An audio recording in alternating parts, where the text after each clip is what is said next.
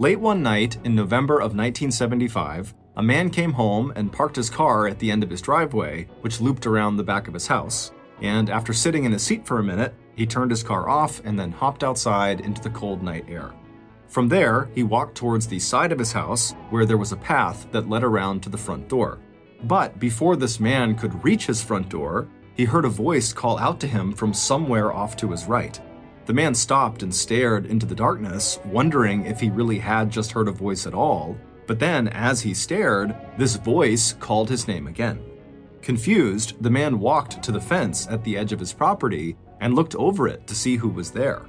Little did he know, he had just walked into a trap. But before we get into that story, if you're a fan of the strange, dark, and mysterious delivered in story format, then you've come to the right podcast because that's all we do, and we upload twice a week, once on Monday and once on Thursday. So if that's of interest to you, please invite the 5-star review button to come along for a ride with you in your personal private airplane. But once you're up at altitude, without saying anything, put on the only parachute on board the craft and then jump out. Also, please subscribe to the MrBallen podcast wherever you listen to podcasts so you don't miss any of our weekly uploads. Okay, let's get into today's story.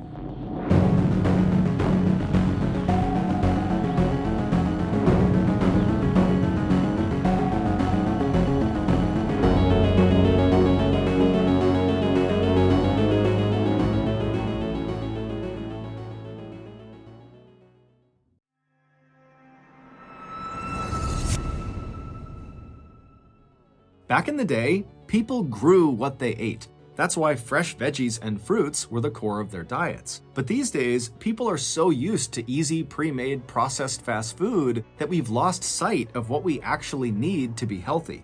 When I was in the military, I was super focused on a nutritious diet because it was crucial for me in order to be able to keep up with the intense physical fitness programs that I regularly endured. I wish I could say that I still eat just as healthy now as I did then, but in all honesty, I don't. And as much as I want to improve my health, I just don't have time to prep and then eat the recommended 6 cups of fruit and veggies every single day.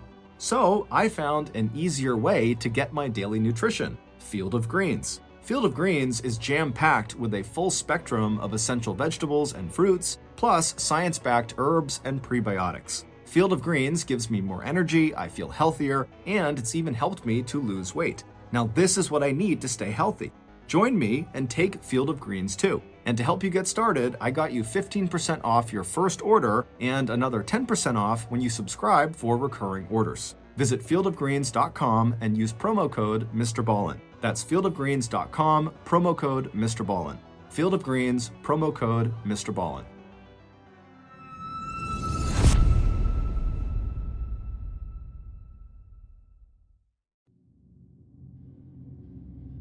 "32-year-old Morris Blankenbaker was a very happy man.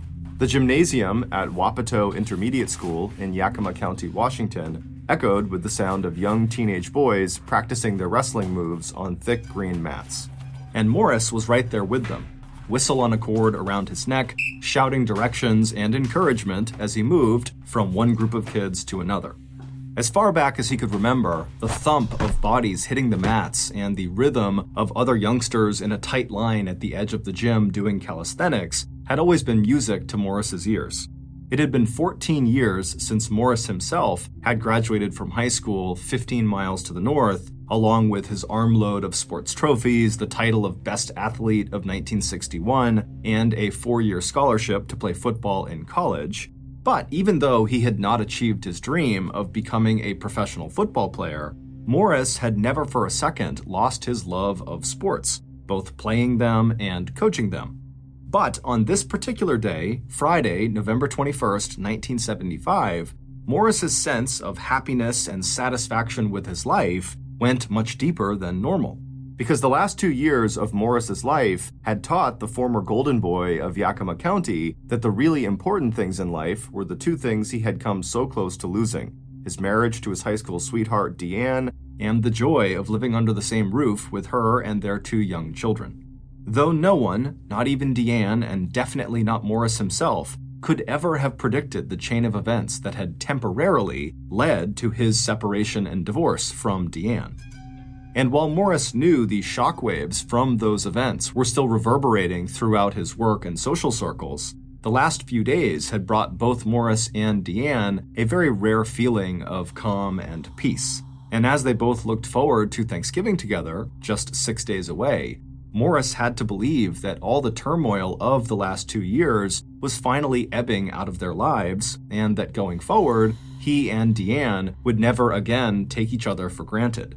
The sudden ring of the school bell pulled Morris back to the present. With a quick glance at the clock on the wall, he raised the whistle around his neck up to his mouth, and he blew 2 sharp blasts to signal the end of the practice. A moment later, and the boys were hauling their mats back to the hooks on the walls at either end of the gym. Hearing their respectful, "Thanks, coach, goodbyes," as the teenagers filed past him on their way into the locker room to change, Morris remembered an earlier scene from his own adolescence, and he felt a stab of pain. He had been just a few years older than these kids when he had first met his own favorite coach, Talmadge Glynn Moore, back in Davis High School 16 years ago. Known to everyone in Yakima County by his nickname, Gabby, and known to all the boys he had coached in everything from wrestling to track to football as just Coach, Gabby was one of Yakima's local celebrities.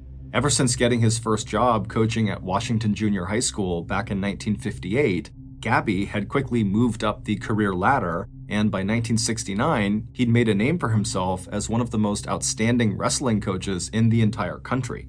And in 1972, at the very height of his career, Gabby had coached the David High School wrestling team all the way to first place in the Washington State Championships. But instead of accepting any offers to coach at the collegiate level, Gabby and his wife had chosen to stay in Yakima, a small agricultural town separated from the much larger city of Seattle to the north by the beautiful Cascade Mountain Range. And it wasn't just Gabby's coaching talent that had made him so popular in Yakima.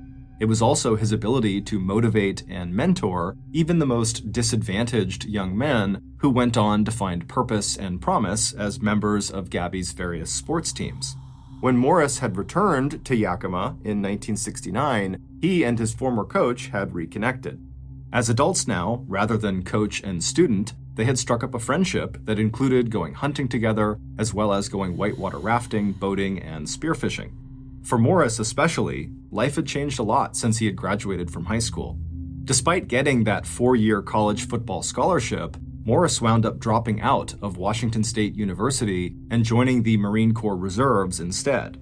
That was also when Morris and his longtime sweetheart, Deanne, who had just graduated from high school in Yakima, got married and settled down in Tacoma, a city of 109,000, perched alongside the Puget Sound on the west coast, under the shadow of the huge snow-capped mountain called Mount Rainier.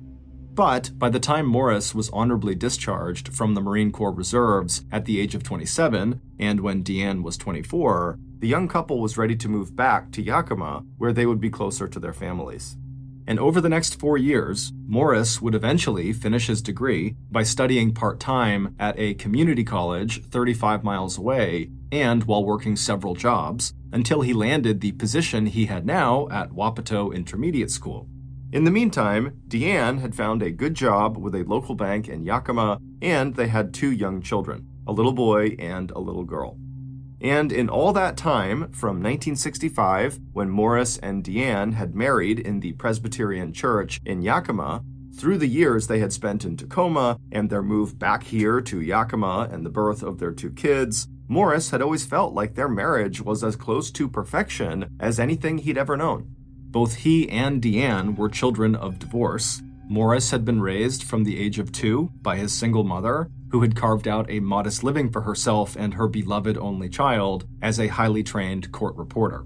Deanne had come from a much wealthier family, but her parents' divorce had left her with a deep longing to find permanence and stability in a family of her own. And in Morris, the strong and gentle man she had first laid eyes on when she was just 14, Deanne was sure she had found her life partner. And in Deanne, Morris knew he had found the one and only person he would ever love. But all that would change starting in December of 1973. That's when Gabby, Morris's good friend and the coach he had admired for so many years, asked to come live with Morris and Deanne and their 2 kids. Morris had been stunned when Gabby explained that his wife of 20 years had kicked him out of the family home. To Morris, his coach's marriage had also seemed perfect. Gabby and his wife had 3 happy kids, they were financially well off, and they both shared the same passion, sports. Also, Gabby was just a total straight arrow, a complete stickler for modeling the behavior that he expected of the young men he coached. No drinking, no smoking, no drugs, and no messing around with girls. When Morris asked his former coach what had gone wrong, Gabby said that, like a lot of couples, he and his wife had just sort of drifted apart. But Gabby was sure he could win his wife back and persuade her not to file for a divorce. He just needed a place to live for a few weeks so he could pull himself together and then launch his campaign to save his marriage. Morris had not hesitated. This was the man who had inspired Morris's own decision to become a coach and physical education instructor. This was the man who had helped Morris become one of the best football players Yakima County had ever seen. And, most importantly, this man was Morris's friend, and Gabby obviously needed Morris's help. But delivering that help had been harder than Morris expected. In the end, it had taken Morris almost a month to override Deanne's objections to this plan of Morris's former coach coming to live with them. While Gabby had been one of Morris's friends, Deanne hardly even knew the 41-year-old wrestling coach, and her life was already hard enough. Money was tight, she was juggling a job and taking care of the kids. The last thing Deanne wanted was yet another person in the house that she would need to feed and clean up after. But by January of 1974, Deanne had finally agreed. Now, as Morris walked out of Wapato Intermediate School into the chilly, cloudy November afternoon, he wished he had listened to Deanne and found some other way to help his old coach. Getting into his car in the school parking lot, Morris glanced again at his watch. Deanne was working at the bank until about 6 that evening, so Morris would have the afternoon with their kids before they all ate dinner together, and then Morris headed off to his second job as a bouncer at a local tavern in Yakima called the Lion's Share. There, from 8 p.m. until 2 a.m., Morris would check IDs so the bar wouldn't be serving any underage drinkers, and Morris would also just keep the peace. It had been years since he'd played college football, but at 5 foot 11 inches tall and weighing 210 pounds, Morris was not only still in great physical shape, but he also had a patient temperament and a knack for diffusing tense situations. Not that either of those qualities had been of any use to Morris back in January of 1974, when Gabby had arrived on their doorstep with his suitcases and his charming smile. It had only taken a couple of weeks for Morris to realize that his old coach was a very different man than the one who had preached such high standards of clean living and integrity to his students. It turned out Gabby had a very serious drinking problem. But at the same time that Morris realized his coach was headed at top speed down the road to full-blown alcoholism, Deanne's objections to Gabby's presence had strangely totally vanished. Gabby was good at holding the whiskey he had started drinking by the bottleful, secretly during the day, and not so secretly at night after Deanne had gone to bed. And Gabby soon charmed Deanne by the help he offered with the kids, the sympathetic ear he offered to Deanne as she told him about the stress of never having quite enough money, how quick he was to lend a hand with laundry and grocery shopping, and the way he looked at her.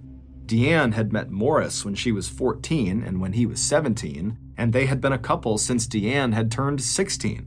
By the time Gabby, the legendary local celebrity, arrived on the scene, Deanne was 27, and most of the passion and all the romance had drained out of her marriage with Morris. And even if Morris did not seem to notice at all, it was crystal clear to Deanne that Gabby found her captivating and sexy.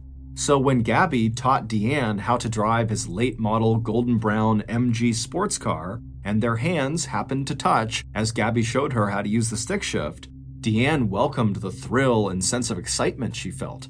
It didn't take long for Gabby to forget any plans he had made to win back his wife of 20 years. Instead, he could hardly wait for his divorce to become final. And it took Deanne just 2.5 months of knowing Gabby to trade Morris's steadfast devotion and predictability for Gabby's promises of a beautiful house in the best part of town and a daring and exciting love life. So, just halfway through April, when the Yakima County apple orchards were starting to bloom, and just 10 weeks after Gabby had first arrived on the Blankenbaker's doorstep, Deanne left her husband of 9 years and moved in with his former coach and trusted friend, Gabby. Gabby had recently left the Blankenbaker residence and got a place of his own. Deanne took Morris's 2 young children with her to the new house, where Gabby's own 3 children were regular visitors. As Morris pulled his car into the driveway of his home at 210 North 6th Street, he remembered the total shock he had felt when Deanne had told him she was leaving. Morris had been so busy working and so focused on the ways in which his old coach seemed to be falling apart in front of his eyes that he had been completely blind to the betrayal that was taking place right under his nose. Unlike Deanne, Morris had discovered why Gabby's wife had kicked Gabby out in the first place. Gabby had apparently become totally obsessed with his wife, and that obsession drove him to become paranoid that she was being unfaithful. Fed up with Gabby's accusations and his increasingly controlling behavior, his wife had ended their relationship, kicked him out of the house, and started a new life on her own. Looking back, Morris wished he had told Deanne about that side of Gabby. But at the time, given his wife's initial objections to Gabby coming and staying with them, Morris had not wanted to pile on and make his old friend look even worse in Deanne's eyes. Even through his shock and hurt when Deanne told him about her affair with Gabby, Morris couldn't help but think that Deanne's decision to leave was so impulsive and sudden that maybe someday she would change her mind and come back to him. So instead of losing his temper and destroying whatever feelings he and Deanne had left for one another, Morris had dug deep into his soul and told his wife that no matter what happened, he loved her and he would always be there for her. But once Deanne and the children had gone, Morris was totally devastated. And when Deanne and Gabby had announced they were going to get married on September 14th, 1974, just 3 months after Deanne officially divorced Morris, and just 9 months after Gabby had first moved in with the Blankenbakers, Morris promptly packed up his stuff and moved to Hawaii. 4 months later, though, Morris was back in Yakima. He just couldn't stand to be that far away from his 2 kids and from his mother Olive, who had just been through an illness serious enough that she had wound up in the hospital. Once back in town, Morris began picking up the pieces of his life. That's when he bought the 4-bedroom house at North and 6th Street and rented out rooms to some of his friends to help pay for the mortgage. And in the meantime, Deanne's storybook romance with the man who was 14 years her senior had already begun to fall apart.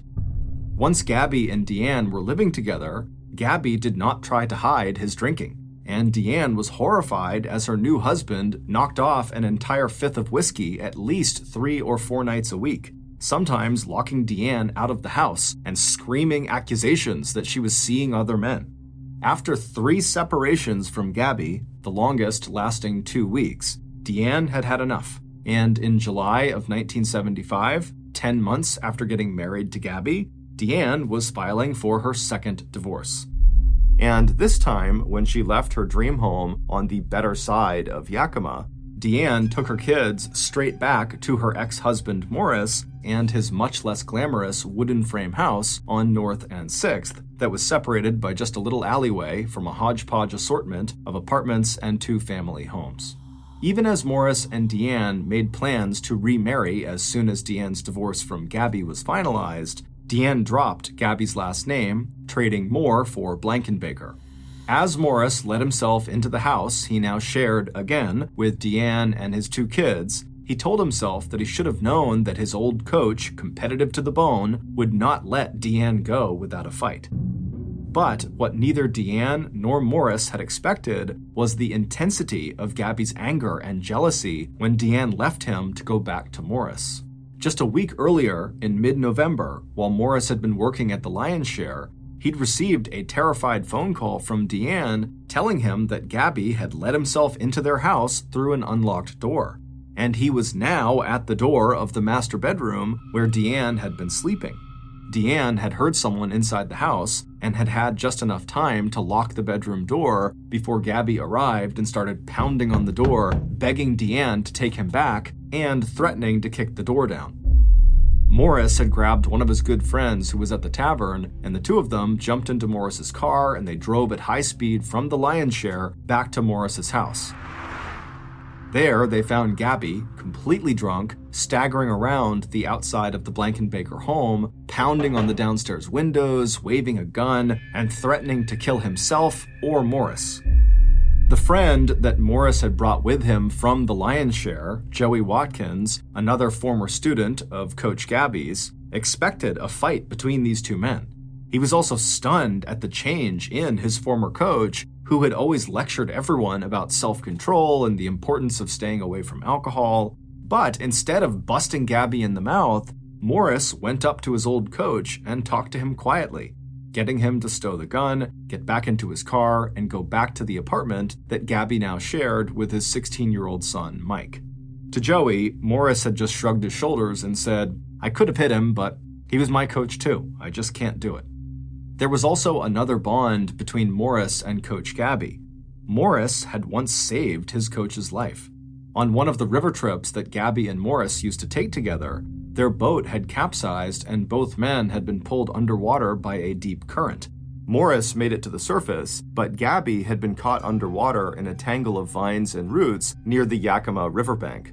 Always an excellent swimmer, Morris had managed to dive down and free Gabby's legs and bring his former coach safely back to land, where Gabby coughed up the water in his lungs that had come so close to killing him.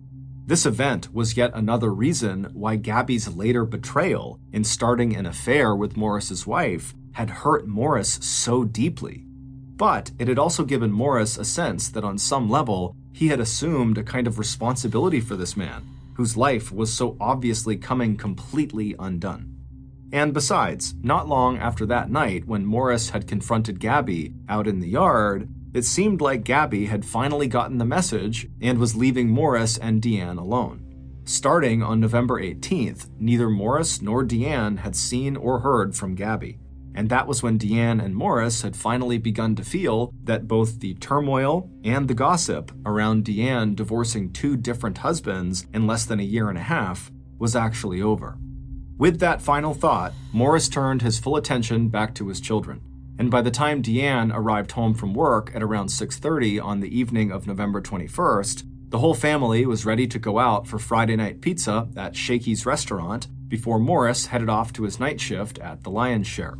At 5 a.m. the next morning, November 22nd, Deanne suddenly woke up feeling totally alarmed. She realized even before her eyes had adjusted to the dark that Morris was not in bed next to her.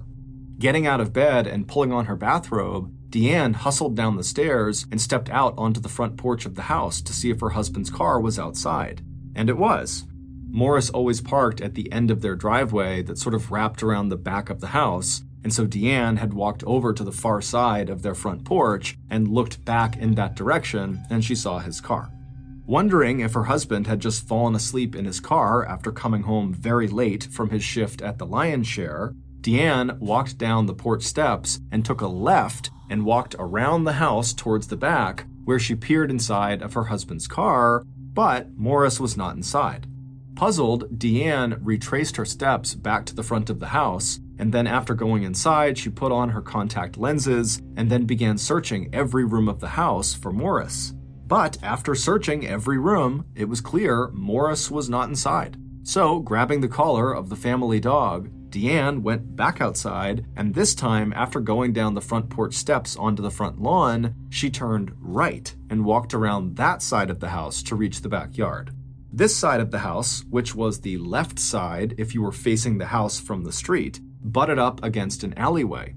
This alleyway was only separated from the house's property by a flimsy, short chicken wire fence, a barrier that was more psychological than physical.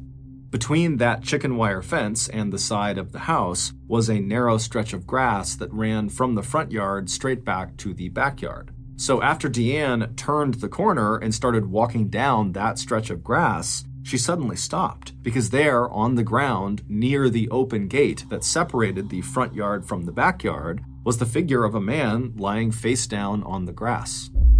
A moment later, two neighbors who were waiting on the curb outside their nearby apartments to catch their rides to go out duck hunting heard a woman's frantic screams from across the alley. "Morris! Morris! Oh my God, he's dead!"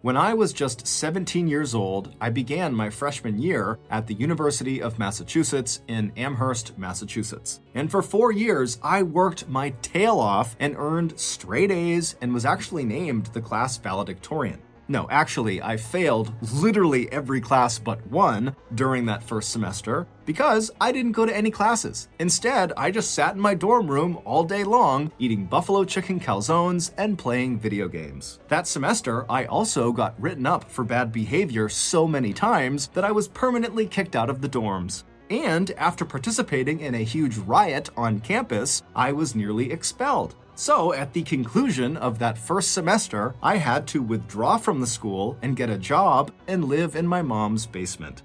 So, the moral of the story is, I played a hell of a lot of video games in college. So I think I know a thing or two about gaming. And the game that I'm blowing off all my current life responsibilities to play is Best Fiends. Best Fiends is a casual mobile puzzle game that is totally free to download. And I don't mean to brag, but I'm already on level 99 out of over 7,000 levels. So if you want to tap into this wild ride that I'm on, which boils down to looking at your screen and slapping a few blocks together and then zinging them at menacing slugs, then Best Fiends is for you. And with over 100 million downloads, I can't be the only one obsessed with this game. Download your new favorite getaway, Best Fiends, for free today on the App Store or Google Play. You'll even get $5 worth of in-game rewards when you reach level 5. That's friends without the R. Best Fiends. Fiends.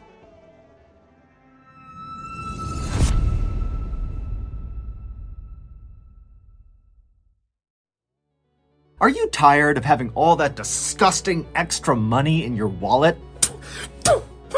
Does wearing flannel at every occasion, regardless of temperature or general appropriateness, sound exciting to you? If you answered yes to both of those questions, then you've come to the right place. Because just last week, we opened up our brand new MrBallen Flannel Emporium, aka shopmrballen.com. From timeless classics like flannel tuxedos and flannel eyelash extensions, to more modern takes like flannel bell-bottoms and flannel wigs, shopmrballen.com has all your flannel fashion choices covered. But don't you dare come into our emporium unless you've already slapped the like button and the 5-star review button right in the front left tooth. Failure to do so will result in you instantly being shipped off to Bell's Canyon. So, come on down to the brand new shopmrballen.com Flannel Emporium and throw away all that disgusting extra money in your wallet. But hurry up, because the shop closes in less than 2 weeks. Again, go to shopmrballen.com for all your flannel needs. shopmrballen.com.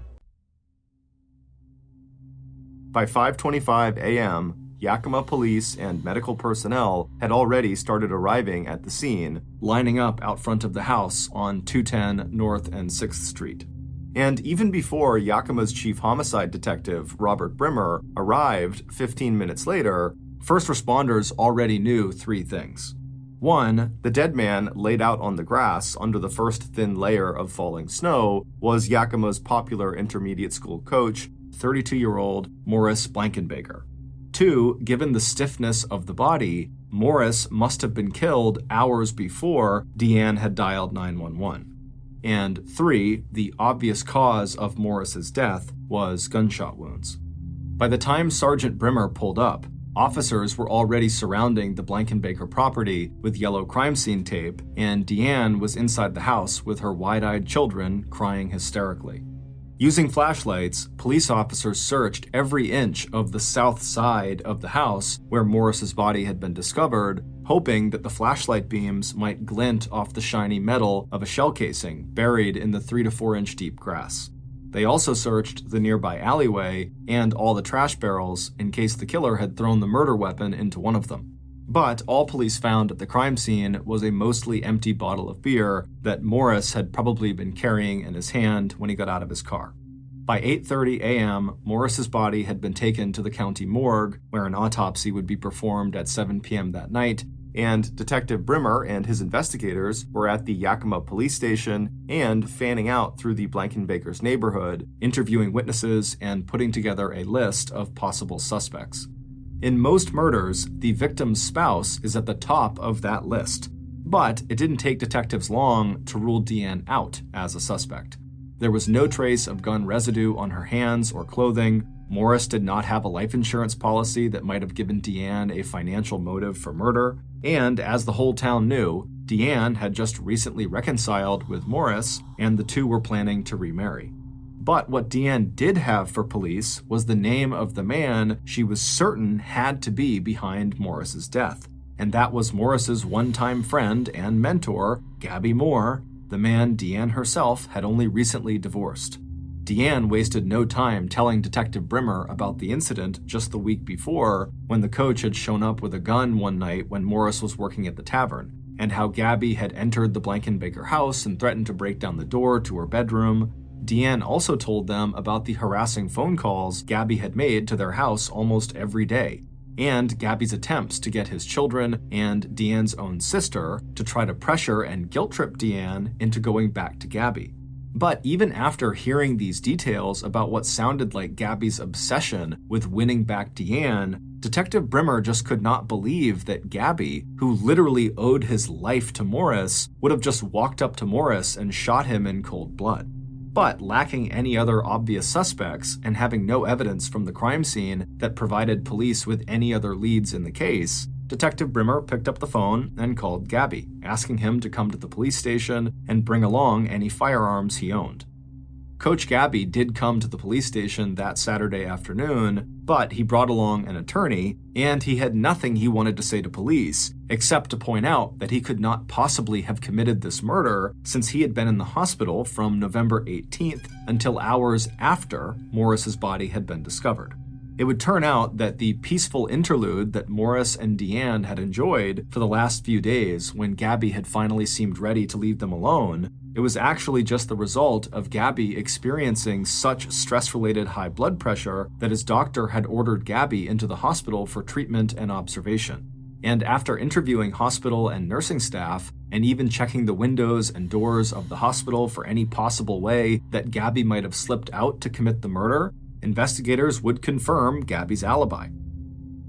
Over the next 3 weeks, police worked every possible lead and motive in the homicide case. They investigated any arguments Morris may have had with customers at the Lion's Share, arguments he might have had with parents, with students, or other teachers at the middle school where Morris worked, and every single one of those avenues led nowhere. Meanwhile, now that Gabby was out of the hospital, he picked up right where he had left off, trying to win Deanne back. He called her almost every day, and any time one of Gabby's friends or a student on one of his teams or a fellow coach or teacher stopped by to visit, the coach seemed oblivious to Morris's murder. Instead, all he could talk about was how much he missed Deanne and how much he wanted and needed her back. By early December, Gabby's drinking had gotten so bad that even the efforts of his assistant coach to cover for Gabby's failure to show up for practices and even meets were just not enough. Despite the awards and acclaim that Gabby's outstanding talents as a coach and mentor had brought to Yakima County, and to so many young men who had Gabby to thank for college sports scholarships, Yakima school administrators informed Gabby that they would be ending his teaching contract at the end of that school year.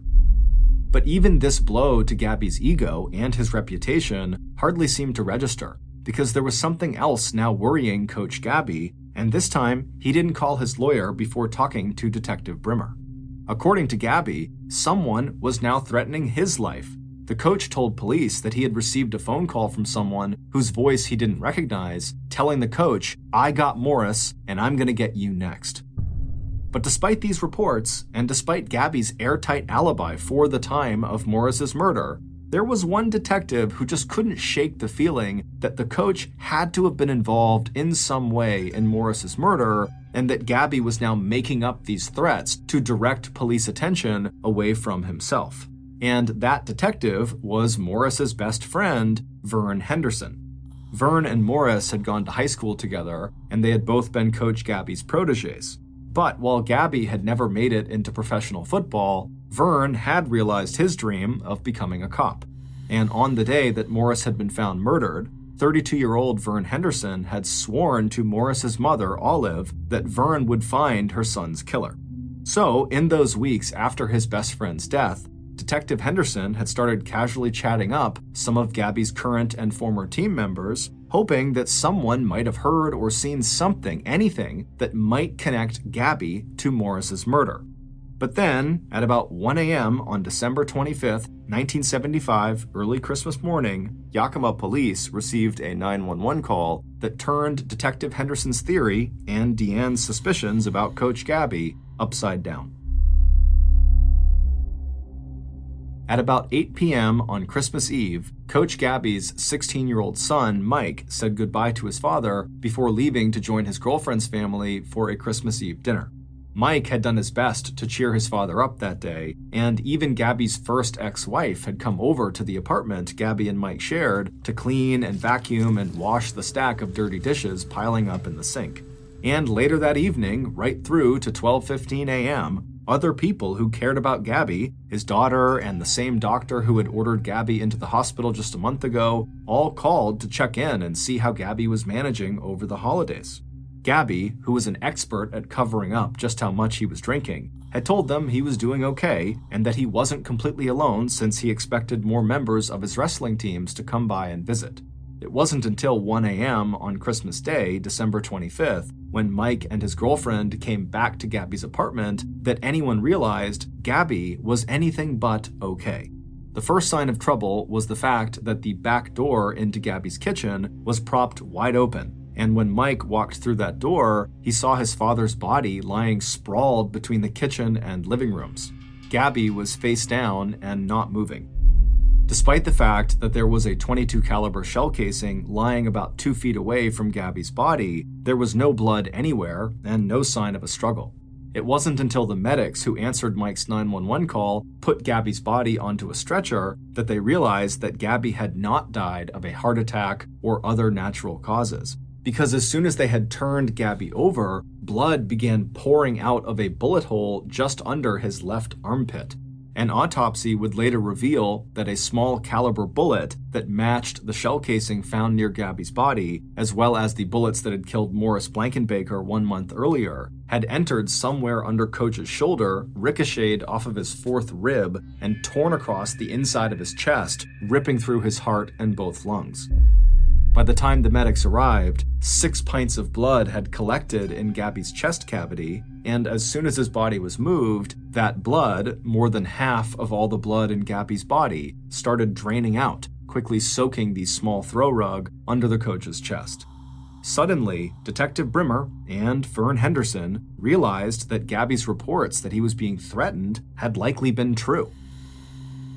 On the day after Christmas, Yakima residents woke up to yet another shocking front-page headline. Quote, "Tied to Blankenbaker slaying? Davis wrestling coach shot, killed." End quote. Meanwhile, Detectives Brimmer and Henderson didn't need reporters to tell them that the murders of the city's 2 coaches, both recently married to the same woman and both shot with the same .22 caliber handgun, had to be related. And the first person they wanted to talk to was Deanne. Even if Deanne did not kill Morris, maybe she was so convinced that Gabby had a hand in that murder that she shot Gabby out of hatred and revenge. They also wondered if maybe Deanne had yet a third admirer, another person so obsessed with wanting her that they would kill both Morris and Gabby. But within 48 hours, detectives were back to square one.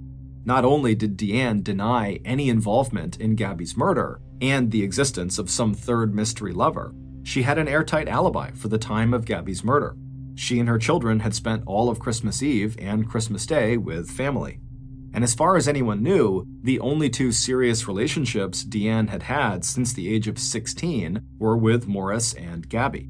Now investigators were back to their original theory that revolved around a single killer who may or may not have been known and trusted by both victims. Maybe this person had surprised Morris so completely that Morris never even tried to fight off the shooter. As for Gabby, the autopsy showed that at the time of death, he had 3 times the legal limit of alcohol in his bloodstream, which means he probably would have been too drunk to defend himself from an attacker. Frustrated and baffled, Detective Henderson turned once again to the people who were among the last to see Gabby alive. That group included several members of the coach's so-called wrestling posse, who were a combination of current and former student athletes who had stopped in to visit Gabby on Christmas Eve. According to the boys from this posse, once they were at Gabby's place, they had tried to convince Gabby to come out with them and have some fun. But Gabby had repeatedly said no, he was going to stay put.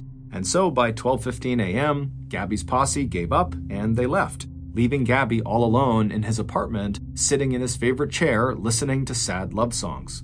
It would not be until Monday, February 23, 1976, 3 months after Morris was gunned down outside of his house, and 2 months after Gabby was murdered, that police received the tip that would break the double homicide investigation wide open. 2 days earlier, 2 teenage brothers out fishing off a small island under the twin bridges that crossed the Natchez River had made a totally unexpected discovery. Lying on the bank of that island in about 3 inches of water, the boys had found a rusty, older model .22 caliber automatic pistol with a long barrel. By Monday, their father was standing in Detective Brimmer's office. When the man placed the gun down on the investigator's desk, Detective Brimmer knew immediately that he must be staring at the weapon that had been used to murder both Morris and Gabby. That same day, the Yakima Herald-Republic newspaper reported that a gun had been found in the Natchez River. A few days later, Yakima law enforcement got a visit from the person who claimed not only to own that gun, but who also knew how the gun had turned up in the Natchez River and why. Based on that new information and follow-up interviews conducted by Detectives Brimmer and Henderson and other investigators, here is a reconstruction of what happened on the night Morris Blankenbaker was killed and the night 1 month later when Gabby Moore was also shot to death inside of his apartment.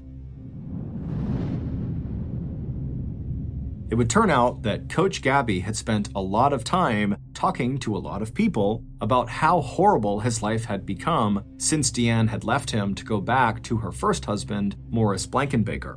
And one of those people was listening very carefully to what Gabby had to say. After this person approached Gabby and asked if there was any way to help, Gabby said, actually, yes, there is a way.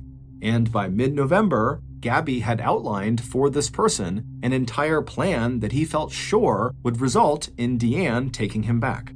And on the evening of November 21st, when Gabby was in the hospital being treated for the repeated nosebleeds that were a result of his high blood pressure, he decided to put this plan into action.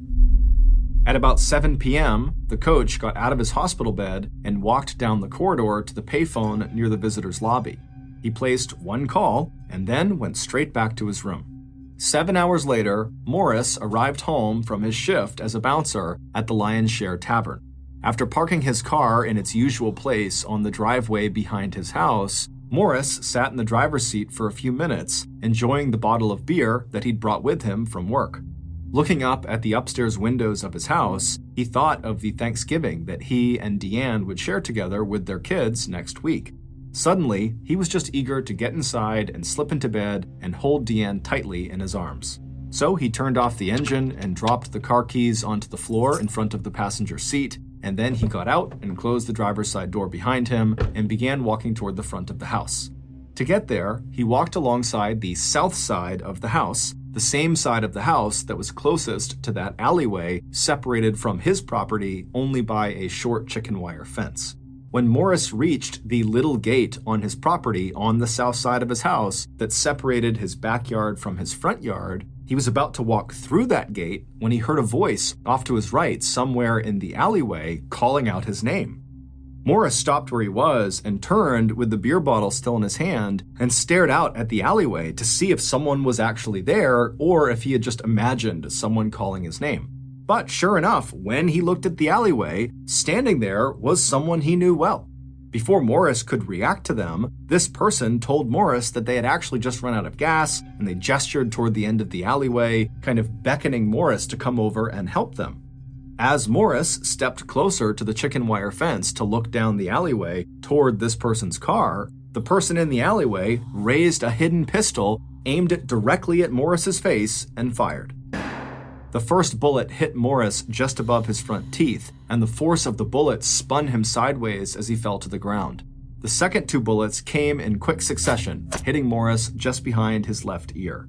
Without saying another word, Morris's killer turned and ran down the alleyway out of sight. One of the Blankenbaker's neighbors would later tell police that at about 2:10 a.m. on November 22nd, she'd heard what she thought were firecrackers and then the sound of someone in heavy shoes running past her ground floor window. 1 month later, and Gabby was more desperate than ever. His plan to eliminate his rival, Morris, had succeeded, but instead of delivering Deanne back into Gabby's arms, Deanne wanted nothing to do with Gabby. And despite his alibi, Deanne kept telling police that she believed Gabby must have been involved in Morris's murder. And neither Deanne nor investigators seemed to take Gabby's story about him being threatened by the supposed killer all that seriously. So Gabby hatched another, even more complicated plan. And in the first hour of Christmas morning, Gabby was ready to put that plan into effect. By that time, in the first hour of Christmas morning, all the student wrestlers who had dropped by to check on Gabby and to see if he wanted to go out with them that night, the so-called wrestling posse, they had gone. But Gabby knew that one of his visitors would come back. And when that person did arrive, everything would be in place, and Gabby himself would be physically ready for what lay ahead. He had actually been preparing for this moment all evening, all by steadily drinking so much alcohol that he was sure he would hardly feel any pain from what was about to happen. When Gabby's visitor arrived at the coach's house a few minutes later, the two men talked briefly to one another, and then Gabby made his final preparations. Taking the telephone receiver off its hook, he placed it on the living room floor so that it would be easier to reach when he needed to dial 911. And then he went over the plan one more time with Morris's killer, telling him exactly where to aim so when the bullet hit Gabby in the shoulder, it would pass right through him without hitting any critical organs. Gabby was sure that once the public discovered that he himself had been the victim of attempted murder, the police and Deanne would no longer suspect him in Morris's murder. And Gabby was sure that seeing how close he had come to death would reawaken Deanne's love for him. And then, finally, Gabby maneuvered his body into place. Getting down on his hands and knees on the floor, he assumed a wrestling position known as the referee position. And when the gunman, the most brilliant high school wrestler Gabby Moore had ever coached, just stood there, maybe 7 feet away from Gabby, looking like he might refuse to go through with this after all, Gabby turned to look at him and started repeating one word over and over again. Shoot, shoot, shoot. But just as the young man raised the pistol and finally pulled the trigger, Gabby, too drunk to hold the referee position, lost his balance and started to fall to the side, exposing the area under his left armpit. And instead of the bullet passing cleanly through Gabby's shoulder, the small .22 caliber round ricocheted off one of his ribs and started tumbling through his chest cavity, literally ripping apart his lungs and his heart. It wouldn't be until he heard the news report on Christmas Day that Gabby's accomplice would realize that instead of wounding his coach as planned, the single bullet the young man had fired had actually killed his beloved mentor and friend. It would turn out that the man who killed both Morris and Gabby was Gabby's assistant wrestling coach, a 22-year-old college student named Angelo Pleasant, who went by the nickname Tuffy. Early in the summer of 1975, Tuffy had come back to Yakima to ask his former high school coach if Gabby could help him get the extra credits Tuffy needed in order to get his degree in physical education at Central Washington College in nearby Ellensburg. Gabby was more than happy to pull some strings and offer Tuffy a job as Gabby's assistant wrestling coach. Tuffy, who worshipped his former coach, was deeply upset by the obvious distress Gabby felt over the loss of Deanne. Although he wanted to help Gabby and even asked Gabby, what can I do? It wasn't until his coach threatened to fire Tuffy from his assistant coaching position, something that would mean the end of Tuffy's college career, that Tuffy finally agreed to Gabby's plan to eliminate Morris Blankenbaker as a way for Gabby to get Deanne back. Tuffy agreed to this despite Morris being one of his friends who he had known for years. And when Tuffy later refused to cooperate with Gabby's plan to have Tuffy shoot and just wound Gabby, Gabby threatened to tell police that Tuffy had murdered Morris. In a confession to police on February 28th, Tuffy described how he had felt backed into a corner with no choice but to carry out Gabby's plan. And when Tuffy left Gabby's apartment shortly after midnight on Christmas Day, he had no idea that instead of just wounding Gabby, Tuffy had accidentally killed him. Tuffy didn't even pause after firing that fatal shot. Instead, he had immediately ran out of the apartment and gone to his cousin's house to return the .22 caliber automatic pistol to her. When Tuffy's cousin, Loretta Scott, read about Gabby's death in the newspaper a few hours later, she panicked. She worried that Tuffy may have used her gun to commit these two homicides that were now obviously linked through this gun, and that gun would be traced back to her. So, on December 26, 1975, the day after Christmas, Loretta and her brother drove to the Twin Bridges over the Natchez River and threw the pistol into the water. They had no way of knowing that instead of the gun sinking to the bottom of the river, where it never would have been found, the gun landed on a small island temporarily submerged by the runoff from winter snow and rain. But 2 months later, when Loretta read that short article in the Yakima Herald-Republic reporting that a gun had been found under the bridge in the Natchez River, Loretta decided it was time to go to police and tell them everything she knew. On August 29, 1976, Angelo Tuffy Pleasant was convicted of first-degree murder in the premeditated death of Morris Blankenbaker and sentenced to life in prison. Tuffy was also convicted of second-degree murder for the unintentional death of his coach, Gabby Moore, and sentenced to an additional 20 years in prison. But despite these lengthy sentence terms, Tuffy was released from prison in 1996.